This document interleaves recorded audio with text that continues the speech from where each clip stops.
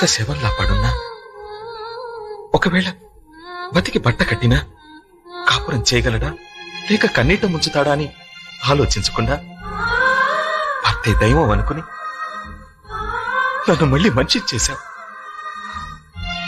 భరించేవాణ్ణే భర్త అంటారు, కానీ భర్తనే భరించిన గొప్ప భార్యవి నువ్వు.